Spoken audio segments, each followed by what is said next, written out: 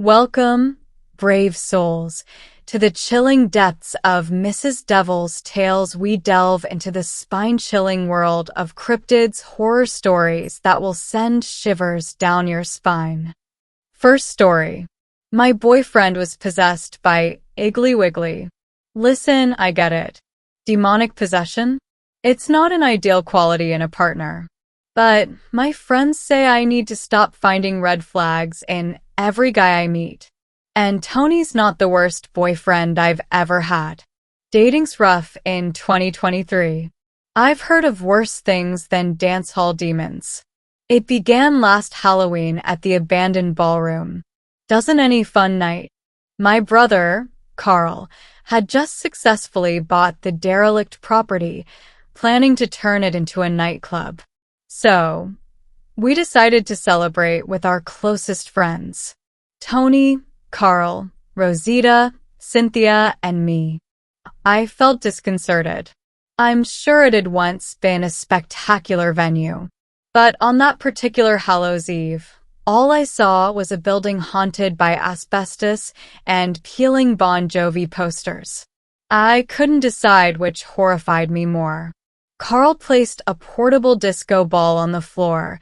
It spurted multicolored light into the darkened ballroom, but it barely illuminated that foreboding place. "Look at this," Tony exclaimed, chuckling and pointing at the wall. An ancient poster read, "Halloween Boogie, 1992. Boys and ghouls, let's groove." That's the day on which they shut this place down, Rosita somberly pointed out. All of those people died at the hands of Jerry Tull. I've changed all names. All right, let's not be bleak. My brother pleaded. We've got cider and Bluetooth speakers. That sounds like the makings of a perfect party, right? What are we missing? Iggly Wiggly? Cynthia suggested, smirking. She nodded her head at something on the wall. Not another poster. It was something which didn't seem to belong in that haunted time capsule. A poem scratched into the woodwork of the wall. Baby got back. Iggly Wiggly's favorite snack. Summon me up, and I'll help you get down. What were people smoking in the 90s? Tony snorted, ribbing me. I smiled weakly, but something about the janky writing unsettled me, given the horror of the brutal massacre that unfolded on Halloween, 1992. I thought of the disturbing tales that I'd heard during my childhood, and, reverberating around the inside of that haunted hall, I was convinced, for a moment, that I actually heard the screams of Jerry Tull's victims. I even thought I heard the distant sound of record scratching. A recognizable snippet from Sir Mix-a-Lot's Baby Got Back. Wait a minute. Iggly Wiggly, do you think it could be that thing our cousin told us about? Didn't Jerry Tull use to write nonsensical gibberish in his notebook at school? Carl asked me. I gulped. I don't really want to talk about this anymore. You were right, Carl. Let's just have a fun evening. Guys, Cynthia gasped, walking down a blackened corridor leading away from the dance floor. The writing carries on over here. She was illuminating a wall with her phone light, and I begrudgingly joined my friends as they walked over to her. Tony seemed particularly enthralled by what she'd found. Another fire poem. Did you know about this when you bought the place, Carl? Tony asked. Carl shrugged. Nope. It was cheap, and it seemed like the perfect spot for a nightclub. I think I'll paint over all of this crap. The summoning ritual, Tony read, laughing. Am I gonna be the one to say it aloud, guys? Don't, I murmured uncertainly. This is how every horror film. Tony ignored me, with a giggle and a ziggle. 1, 2, 3. You'll jiggle and wriggle. To flee Iggly Wiggly. Tony, upon finishing the poem, abruptly fell silent. Only I seemed to notice, as my friends were busy laughing at the goofy poem. Meanwhile, my boyfriend was stumbling into the shadows, limbs trembling in a disjointed, robotic manner. Tony, I feebly started. What the fuck is a ziggle, anyway? Cynthia snorted. It's what you're gone be doing when I snack on you, baby. Tony hollered from the darkness.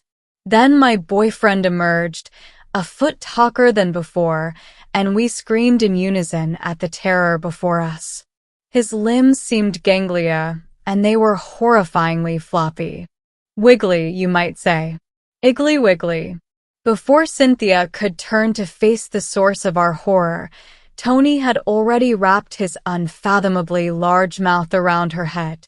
She screeched in terror, as did we, and Tony started to sway from side to side, gobbling her like a cheerful snake. He giggled with glee, moving and grooving his wiggly, seemingly boneless body. He was dancing to the rhythm of Cynthia's piercing screams. That rump was thick, but you're only a light snack, baby. Tony yelled at the girl who had disappeared into his stomach. I'm gonna need some more calories before the night's over, y'all. Let's take this party back to 1992. You ready to boogie, baby? Something by the Killers had been playing on the Bluetooth speakers, but the song suddenly switched to Jump Around by House of Pain. Jump up and get down, baby. Tony giggled, wiggling his boneless limbs in an admittedly ultra-rhythmic manner as he slithered across the floor towards my fleeing friends and me. I was faster than Rosita, who quickly fell victim to Iggly Wiggly. He engulfed her at such speed. I knew that looking over my shoulder would slow me down, but I couldn't help it, guys. It was fucking beautiful to watch. The boy could dance. His flair was undeniably impeccable as he wiggled his lanky limbs to the beat of Jump Around. Even Rosita, as she was being digested, couldn't help but scream in unison with the jump refrain from House of Pain. Iggly Wiggly had infected us with the boogie. Now that's a ziggle, baby. Your ba donkadonk wiggled even better than that of the last snack. What about you, Carly Worley? You got buns, hon. Tony cackled. I turned to my brother, who had tripped over the disco ball in the center of the floor. He held up a quivering hand. Please, he begged Iggly Wiggly. Please? You're so polite, baby. Tony cooed, jumping his wiggly body up and down to the song. You gonna ziggle for me, baby? Tony, what the fuck are you talking about? Carl screamed. It's all part of the groove, baby, Tony said. Let me switch it up for y'all. Iggly Wiggly's gonna teach you how to move, baby. Walk like an Egyptian. By the bangles suddenly filled the room, and Carl crawled across the dance floor, shrieking in terror as he attempted to escape Iggly Wiggly. As he imitated an Egyptian, Tony's arms wiggled with such effortless, culturally insensitive grace.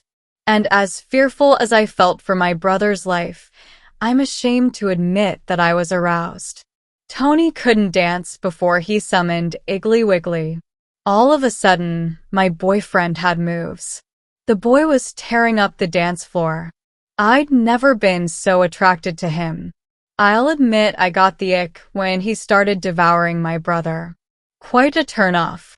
I did vomit on the floor and cry profusely.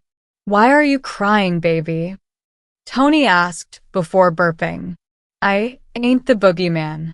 I just want you to boogie, man. I ain't gonna eat you, baby. You got back, but this anaconda is full. So won't you bust a move with me? I shivered, backing away from the thing that used to be my boyfriend. No, baby, don't run. Tony cried. You're the final girl. I can't eat you. It's in the entity rulebook, baby. Ain't you gonna dance with Iggly Wiggly? Just one dance, and I'll sickle your ickle boyfriend, baby. Defeated and delirious, I danced the night away with my wiggly boyfriend, ignoring his continuous burps from a hearty meal of my dearest friends. And when the clock struck midnight, Iggly Wiggly did indeed sickle my ickle boyfriend back to me. Tony vomited blood and guts, and his limbs seemed to regain their bones. He shrunk to his normal height, and my non-wiggly boyfriend returned. Confused and traumatized, but very much Tony. A year later, I know Iggly Wiggly's still in there. Whenever he hears a pre-90s banger, he comes out to play. That's why I have to placate him with dance parties. It stops him from iggling and wiggling too dangerously. It saves all of you. I don't want you to ziggle, after all. Anyway, happy Halloween. I'm off to play Just Dance with my possessed boyfriend. I'll pray that Iggly Wiggly continues to rate my Biadonkadonk highly. It's not that bad. He isn't the boogeyman. He just wants us to boogie, man. Second story. Biking stories around Yosemite National Park. I live in a small town in California, right outside of Yosemite National Park.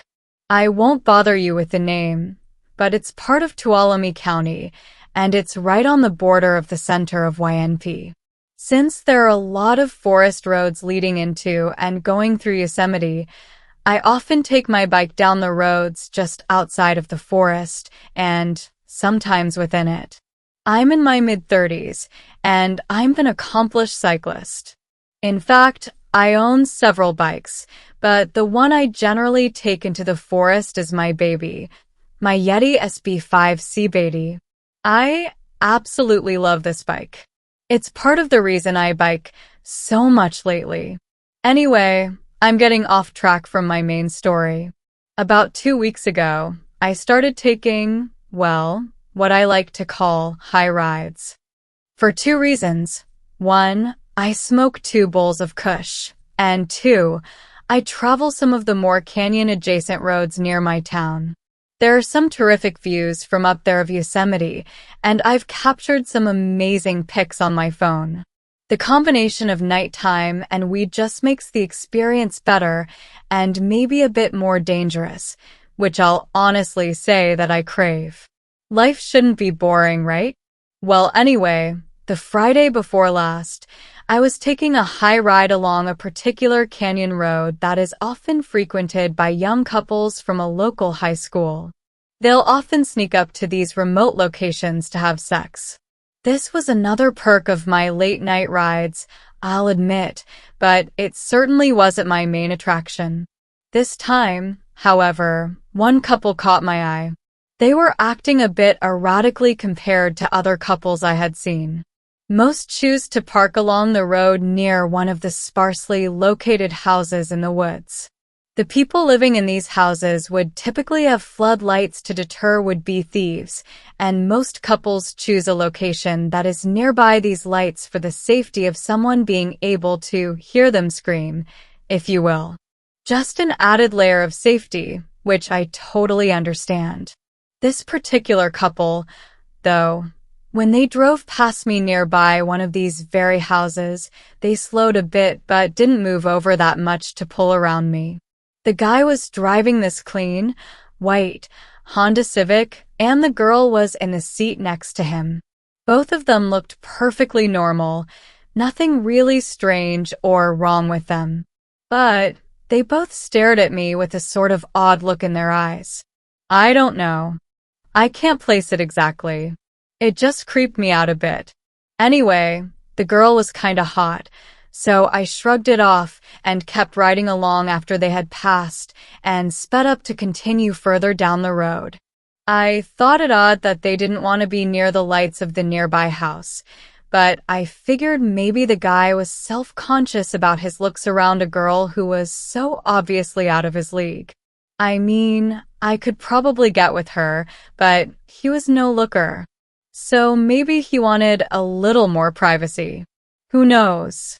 I was too high to really care, and I was enjoying my night. That was, until I saw their car about a half an hour later along a different canyon road. This time, the car was parked along the side of the road. The two seemed to be kissing at first, but then they suddenly moved away from one another, as though one of them had pushed the other away. As I slowly rode by and watched the scene, the girl gives me another stare as I pass. She doesn't say a word or move a muscle as I ride by, but the guy is still looking in her direction, apparently trying to talk to her.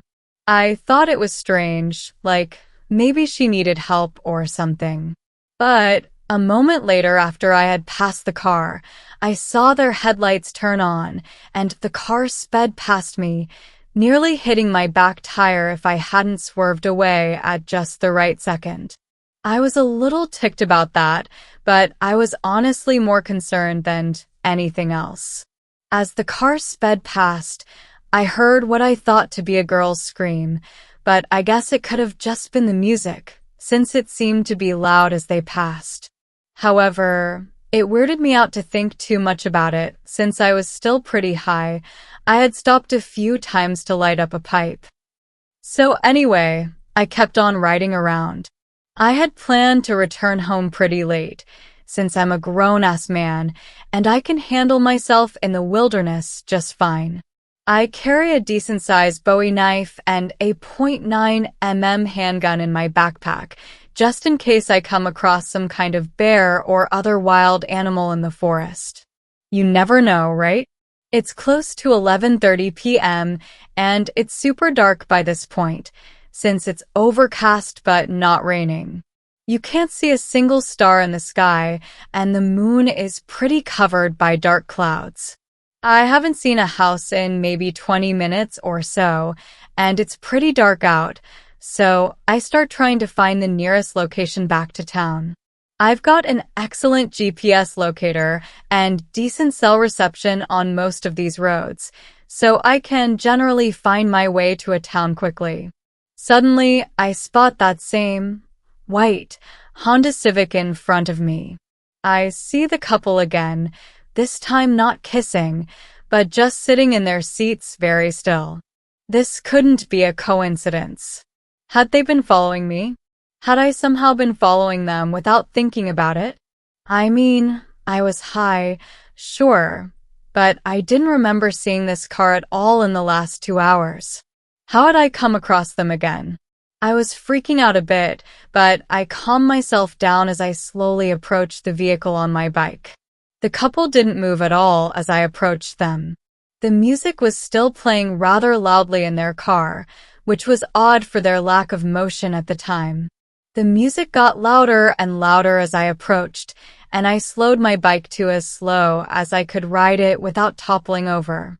As I rode up next to the vehicle, I could hear that same eerie scream from before, as if from the girl, but it had to be the music, right? I turned to look over at the couple, and I met the girl's gaze. Her dead stare back at my face. Her jaw starting to drop as I'm hearing the scream, and then I black out. The next thing I remember, I'm riding my bike toward a town. I can see lights in front of me and buildings ahead. I'm thinking, what the fuck just happened? How much time has passed? I look down at my watch and I see that it's 3 a.m. in the fucking morning. I blacked out for nearly 3 goddamn hours. At this point, I'm panicking. I'm trying to come up with some explanation as to my whereabouts. It's at this point that I notice the blood stain on my left jacket sleeve. I hadn't noticed it when I went to look at my watch, but when I grabbed my phone from my pocket, there it was. My sleeve had what was clearly blood splattered on it. A quick examination of the rest of my body after pulling over to the side of the road showed that my bike also had blood spatter, as well as my pants, torso, and shoes. I was nearly hyperventilating. I grabbed my bag, which is curiously clean, and I remember that I packed an extra set of clothes. I don't remember why I did that. I just remember thinking to myself, you'll need these, and putting them in there without thinking much more about it. Anyway, I changed out of the bloody clothes and put them into a trash bag I kept in there to keep some of my other items dry. It wasn't until after I was in clean clothes again that I checked my phone to see if there were any clues at all of where I had been in the last 3 hours, what I had been doing, and what the fuck was up with that couple in the white Honda Civic. At first I didn't find anything. No missed calls. No voice messages. No social media updates. Nothing. But then I checked my pictures. That's when I made a chilling discovery. All of my most recent pictures were of a charred-out, smoldering, white Honda Civic. There must have been at least 50 of them. Each was taken within 10 seconds of each other. I scrolled back through my photo timeline to reveal even more shocking and horrifying things. The further back I went on my pictures, the earlier in the night it got, and the more it became clear what had happened. The pictures revealed a man, in a black hoodie, average height and build, walking calmly around the burning wreckage of what had clearly been the same white Honda Civic I had seen while on my high ride. What the fuck? How did these pictures get on my phone? Who the fuck was this guy? Why would he be burning this car? I kept scrolling back, and with each new line of pictures, I fought to hold back the shock and panic I felt as the truth unfolded before my eyes. The car was not the only thing burning. Inside the car were 2 bodies. What appeared to be a young man and a young woman, bound and gagged, tied to their seats. They had a look of absolute terror on their faces as they were burned alive. I can't describe to you the gruesome scene as I discovered it in vivid detail on my phone's hundreds of photos capturing the event live. But as I got further back in the timeline, I finally got to a point where the car was still burning, but the people appeared to be alive. At that point, the pictures stopped. However, before all of the pictures, there was one video. Even as I type this right now, I still cannot believe what the video contained. I am convinced that I have hallucinated the entire incident, and I am not sure what is real anymore. I will recount to you what I remember, but take all of my information with a grain of salt. I may not be trustworthy. The video began with the hooded man speaking. Surprised, Eric? The man knew my name. Well, you shouldn't be. This isn't the first time this has happened. Don't you remember? Remember what? I ask myself. The video pans over to the car, showing the couple from that night bound inside their vehicle. I'm doing all of this to remind you of what you so often forget. Or maybe, what you're so intent on burying. You can't escape from this, Eric. What the fuck was this guy talking about?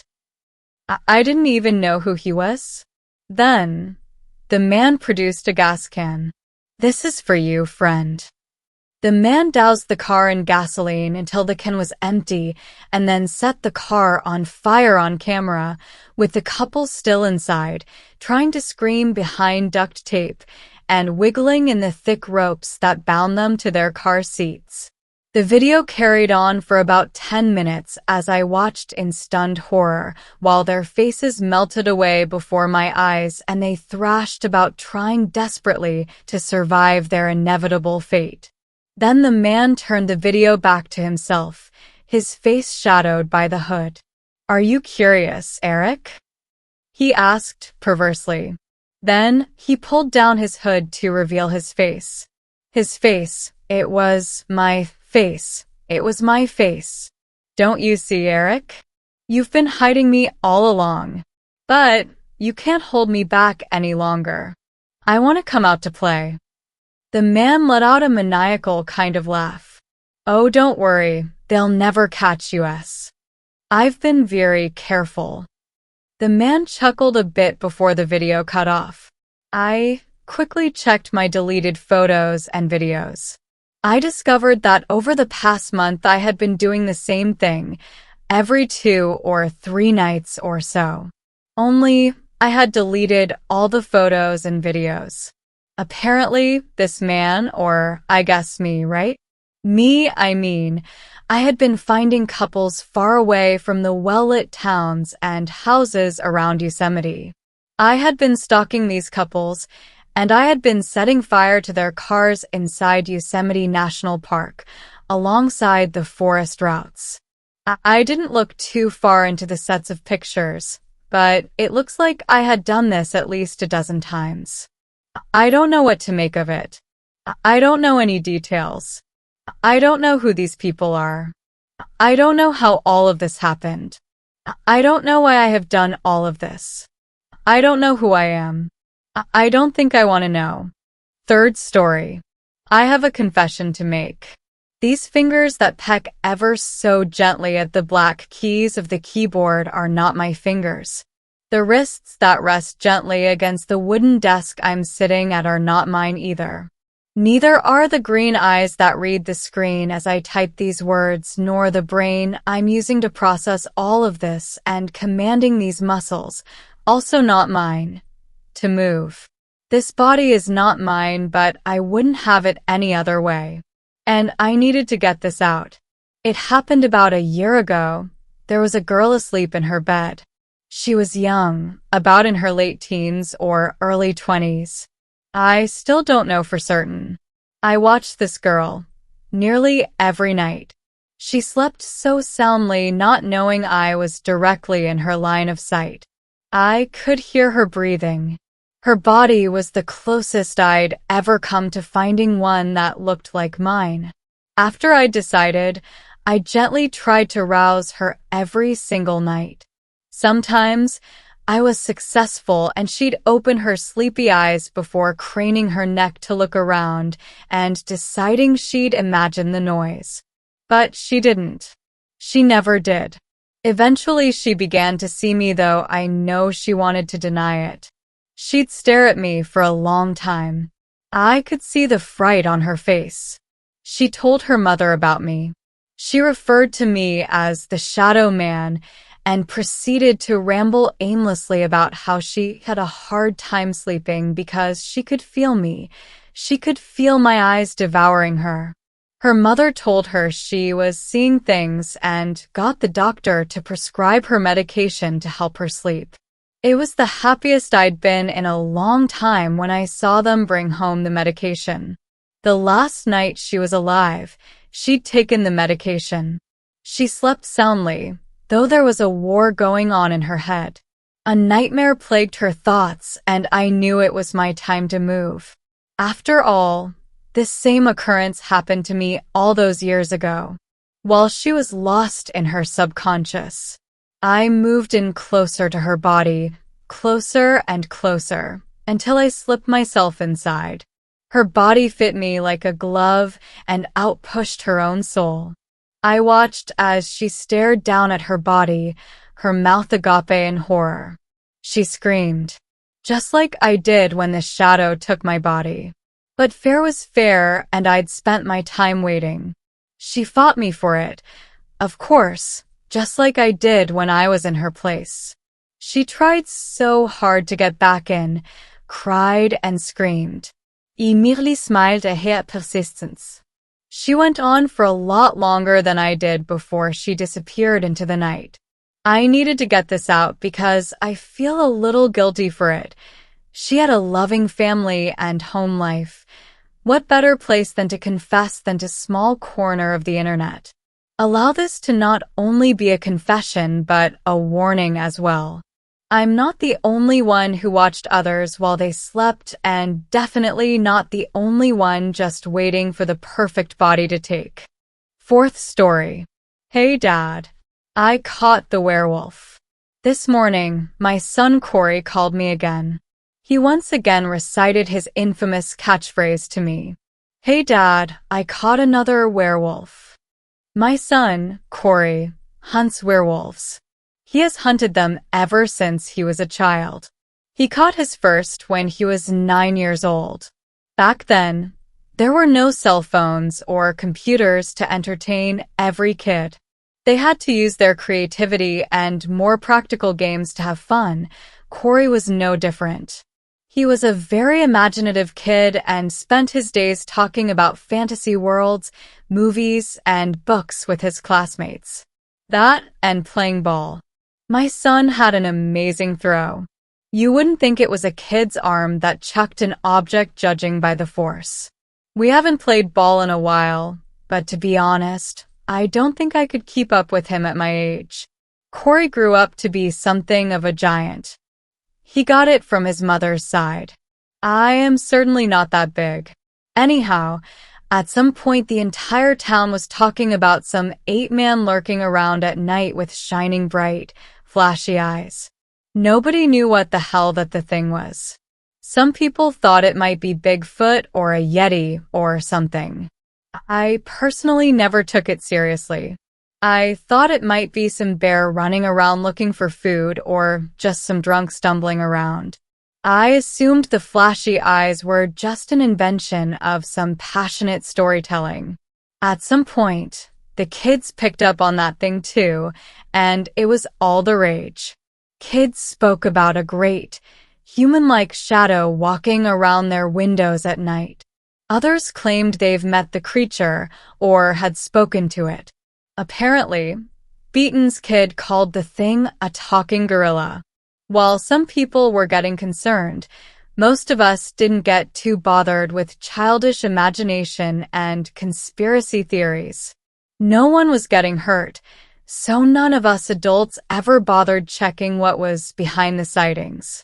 One morning, Corey came to have breakfast and said that the 8-man was actually a werewolf. I asked him why he decided it was a werewolf, so he told me he watched it from his window. The creature showed up at night, and its bright eye shone at my son, waking him up. Looking at the window, he saw a strange creature covered in hair with its back turned to his window. He said the creature was moving its arms back and forth near its legs before howling and running off into the darkness. My wife wasn't too pleased with my son being awake in the middle of the night. I thought it was probably just some local fauna that caught Corey's attention. Corey wouldn't stop talking about the supposed werewolf for months. Werewolf this, werewolf that.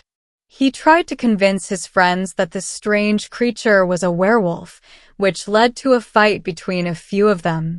It was getting tiresome to hear constantly about this werewolf, but what could we do? The kid had an active imagination. Some kind of wildlife was roaming around our small town at night. The kid thought it was a mythical beast. What do we do? Catch the animal to prove him otherwise?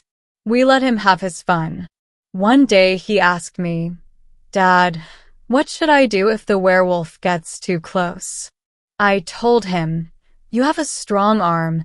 Just throw something at it and it'll run away from you." He smiled, thanked me, and ran off to play with his friends that day. I thought little of it. 3 days later, in the middle of the night, Corey comes to our bedroom and nudges me awake. "Hey, Dad." "Yeah, kiddo?" I asked him, still half asleep. "I caught the werewolf," he says, the glee obvious in his voice. "Buddy, it's the middle of the night, you should go to bed."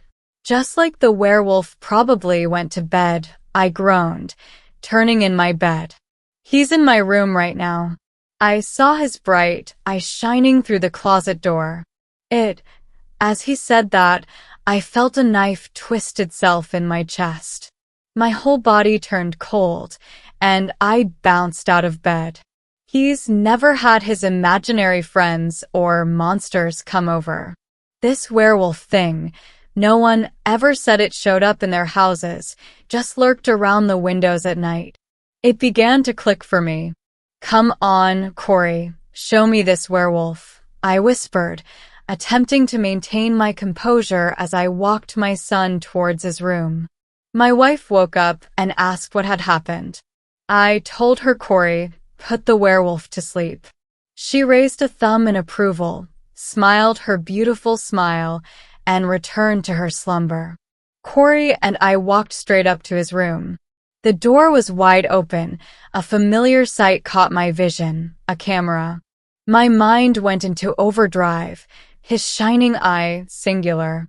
Every single time Corey mentioned a shining eye, it was one eye, a single eye, a lens. It wasn't an eye, it was a lens. Everything started making sense and my body tensed up. My stomach knotted and my heart was trying to break through my ribcage. I was so worried something had happened to my Corey. Son of a bitch, I muttered under my breath. The closet door was open ajar and Corey exclaimed pridefully, "Look, I told you it's a werewolf."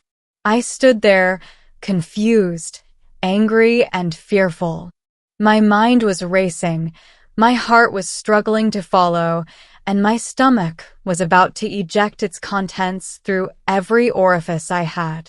I was losing touch with reality for a moment there.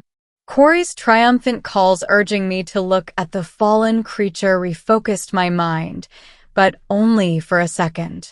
Imagine my shock when I was a freakishly tall, hairy man with a gigantic beard lying naked next to my son's bedroom with a pen stuck deep within his eye. Fifth story. Why would I have two mailmen? I am somewhat new to Denver and have been renting a house near a park for the last 6 months. Up until about a week ago, I absolutely loved this place. I loved the fact that the park was practically my front yard and it was so convenient to walk my dog, Millie. I absolutely adored the cute, squared-off windows, trimmed in white that looked onto the park. I also liked the fact that my neighbors pretty much kept to themselves as I'm fairly shy myself and prefer to just kind of stay anonymous wherever I live. I'm a consultant and work from home a lot. I travel maybe once or twice every few months for clients, but for the most part the type of work I do, IT, can be done from home. I usually work from a laptop on the dining room table. Sometimes I kick back on the couch in the living room and Millie is at her perch on some pillows at the front windows. It's kind of her way of being close to me, yet watching what things are going on outside. Millie is the kind of dog who is very protective of her house. If there is someone in the park, she grumbles under her breath if they are pretty far away. If they are closer to my sidewalk, she might bark for a bit. If the person is straight up close to the house, she goes absolutely ballistic, barking and charging the windows. She's only 10 pounds, but she's a pretty good alarm system. Needless to say, she absolutely hates the mail woman. I have one of those mail chutes where the mail, if shoved hard enough from the outside, can come right into the house. Even though Millie sees this woman every day, her reaction is the same. She goes absolutely nuts. What is kind of amusing is that the mail woman completely ignores her. She drops the mail in the chute clangs, and the woman cuts across my yard in front of the windows to get to the neighbor's yard without so much as a glance at my little fur ball. Last Monday, I was on the couch working late on my laptop. Millie was at her usual spot on the pillows in the front, dozing. At around 10:30 p.m. at night, Millie growled lightly under her breath, indicating she saw something. She then let out several short, gravely growls. Within a split second, she very suddenly popped up on her feet, stood with her tail at attention, and started barking loudly and looking out at something to the left of the windows. I have to admit that that freaked me out because it was late. I'm female and live alone, and I wasn't expecting anyone. I did not want to deal with anyone coming up to my door at that hour. But what happened next actually made my stomach drop and made my knees feel like they were filled with liquid. Millie started charging the left-hand side of the windows, going just absolutely batshit crazy. I grabbed my laptop and slid off the couch onto the floor so whomever it was wouldn't see me through the windows. That's when I heard it. The metal clang of the mail chute. I'd already received mail that day. Millie continued barking ferociously, and I could hear her paws hitting across the windows as whoever it was crossed in front of my house. Eventually, Millie stopped. I have to admit, though, I'm kind of a chicken shit and stayed down on the floor for another few minutes, hoping whoever it was had left for good. Eventually, I got up the courage to get up and go check for mail. There wasn't any. That night I left my light on and could hardly sleep. It was more like a series of naps. To make matters worse, Millie would not come sleep in the bed with me as she usually does. She stayed on the pillows at the front windows, wet nose pressed against the glass, her eyes looking off into the distance. I'm a little freaked out by this. Is it possible I have two mail carriers? Why would one be there so late at night? I will never stop at a highway rest area ever again. Hey, nah sleep. I wanted to take the time to describe a terrifying experience that I recently had during my travels for work.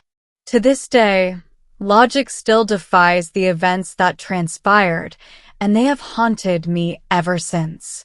I am still afraid to stop my car at highway rest areas to this very day. I recently landed a position in sales with a very solid company in the medical device industry. Being in my mid-20s, I am thrilled to work for such an innovative company.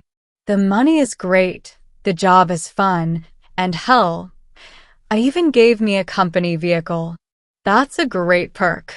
The only downside to the job is that my sales territory is quite expansive and covers several states, and because of budget constraints, they expect me to drive to most of my customers. I could not complain, however. Not many people my age get these kinds of opportunities.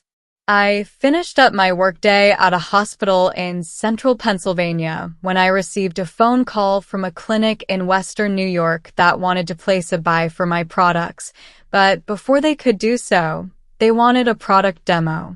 Not wanting to lose the opportunity, I agreed to be there by 9 a.m. My GPS showed the trip to be 5 hours if I took a highway that cut through the Allegheny forest.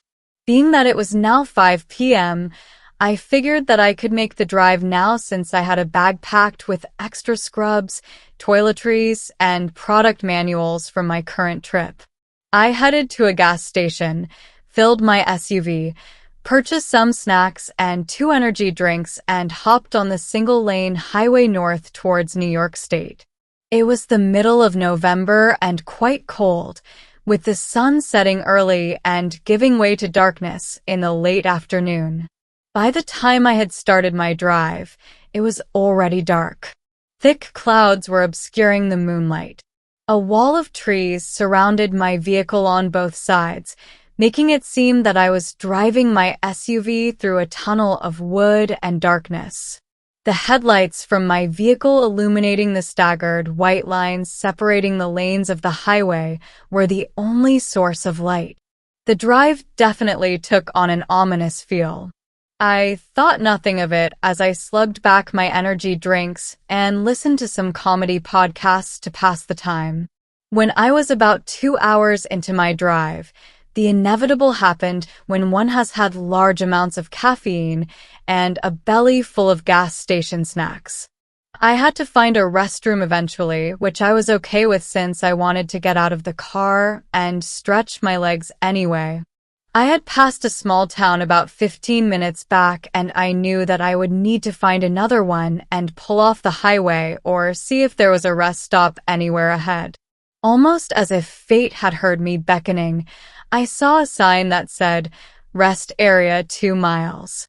This is my lucky night, I thought as I realized that I would not have to resort to relieving myself in the middle of the woods on a dark and creepy night. I came upon the rest area, which was located right off of the side of the highway. It was nothing like the rest areas one is used to encountering on major highways. There were no restaurants or vending machines. There was a single, lonely picnic table and a garbage can on a patch of grass, and two separate brick buildings with brown metal roofs on them. A single overhead street lamp barely illuminated my oasis as it was flickering on and off, probably from neglect considering how remote this place was and how little use it was getting. The building to the left housed the ladies' restrooms, while the one to my right housed the men's restrooms. I placed my car in park in one of the 10 available spots in front of the buildings and grabbed my phone to keep me entertained while I took care of business. As I walked on the narrow concrete walkway towards the restrooms, I caught a glimpse of something in the woods behind the rest area.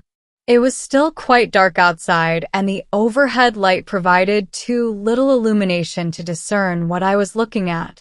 All I could see at that distance was an obscure black shape shifting through the thick trees. It could have simply been my eyes playing tricks on me since I had spent the better part of the day either in a brightly lit operating room or driving down a pitch-black highway. I shrugged my shoulders and made my way into the men's room.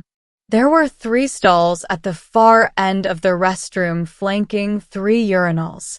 2 flimsy overhead lights with exposed bulbs were the only sources of light.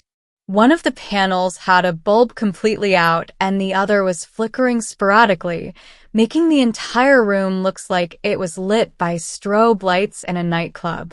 Just F*** King Perfect, I thought. I'm stuck in the creepiest bathroom in the world and I can barely see anything. I decided not to make a big deal about it. I'd be back on the road shortly. I took the stall in the middle. I had no reason why. I'd simply just randomly selected it. I sat down and nearly jumped from how cold the seat was. This was becoming quite an annoyance. At that moment, I had no idea, but things were about to get a whole hell of a lot worse. As I was in the midst of doing my business, the lights went out. Of all the times that this pathetic, single tubular bulb could have called it quits, it had to do so when I was using a restroom in one of the most isolated spots in the state. "You've got to be kidding me," I groaned out loud. At this point, the light from my phone was the only source of light cutting through the shroud of darkness that crept over the entire room. It was only at this point that I realized how quiet it had been this entire time. Aside from sound of the slight breeze outside hitting the building, it was dead silent. I sat there in silence, playing games on my phone when I first heard it. At first, it sounded like a faint shuffling sound, the obscure noise of someone or something making its way towards the entrance of the restroom. I found this rather odd because I would have heard another vehicle pull up since the parking lot was right across from the 2 buildings. The shuffling then became more discernible. It was footsteps. Slow, trudging footsteps were making their way into the restroom. By how loud they were, whoever or whatever this was had entered the room. As the footsteps continued, I noticed that they were making a slapping sound against the tile floor. It was as if this person or thing was barefoot. The footsteps became heavier and louder, and I noticed that they were moving towards the stalls. I locked my phone screen and sat there frozen with fear. My heart was pounding out of my chest, and sweat started to creep across my brow despite the chill in the air. By this point, along with the heavy, slapping footsteps, I heard the breathing. This thing's breathing was too otherworldly to be human. It took long, heavy, animal-like breaths and exhaled in a way that resembled an asthmatic with a faint whistle at the end. I had never heard such a thing.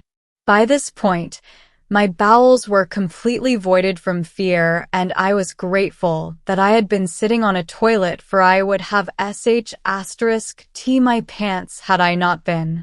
This foreboding presence continued to trudge towards me until I heard its heavy breaths right outside the door to the stall. In the pitch-black restroom, all I could hear was this thing breathing a mere few feet away from me, now certain that it was aware of my presence. My heart continued to pound as I heard it shuffle around outside of the stall. I had never felt so helpless in my life. I was trapped here at the mercy of this creature. After what I imagine was several minutes, the breathing quieted down some. I had pulled my feet up and I was squatted on the toilet in fear of this thing seeing me. I knew that it was still there, but for whatever reason, call it curiosity or perhaps a fear-induced lack of judgment, I took out my phone and flicked up the flashlight app and pointed it at the floor underneath the stall door entrance. I nearly dropped my phone in horror at what I saw. 2 massive feet were pointed straight at me. They were unbelievable large, too large to be human. The tops of them were covered with a matted brown and gray hair, while the toes were a pale purplish-colored flesh with toenails that were long, ragged, and yellow. I barely had time to notice the grotesque feet of this creature when it took notice of the light and let out a monstrous growl that shattered the silence of the pitch-black room. It sounded like a growl that came straight from hell. It was a primal, guttural, inhuman voice. The noise was deafening. My terror had completely overtaken me as I fell onto the floor and prepared to meet my doom at the hands of this beast.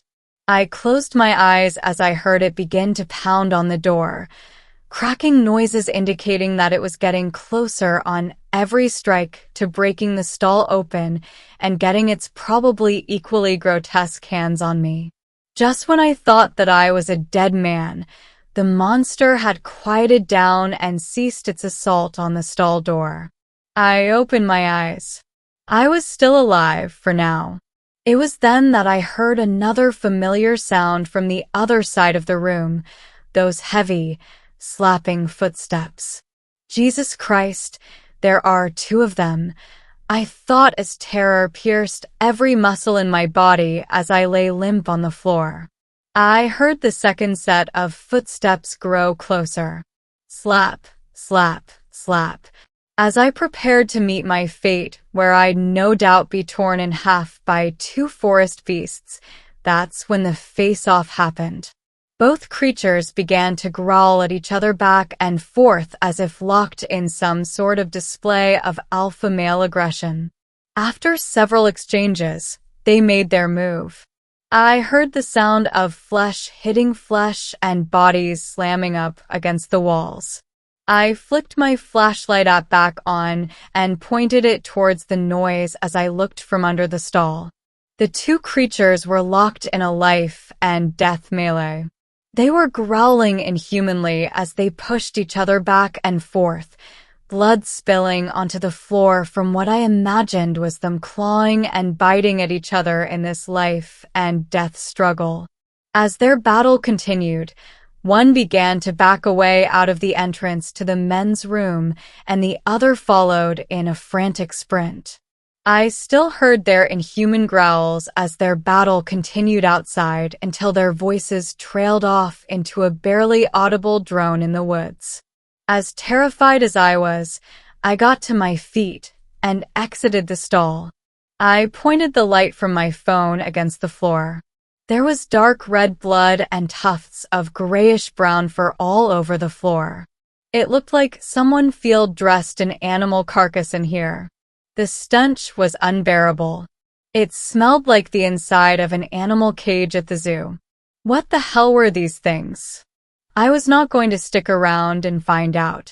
I sprinted back to my car, entered, slammed the door shut, and peeled out of the parking lot like I was in a street race against death. My truck tires screeched as I careened out of the entrance and back onto the highway. I was covered in sweat and hyperventilating, having narrowly escaped a horrible death at the hands of some primal beasts from a forgotten era.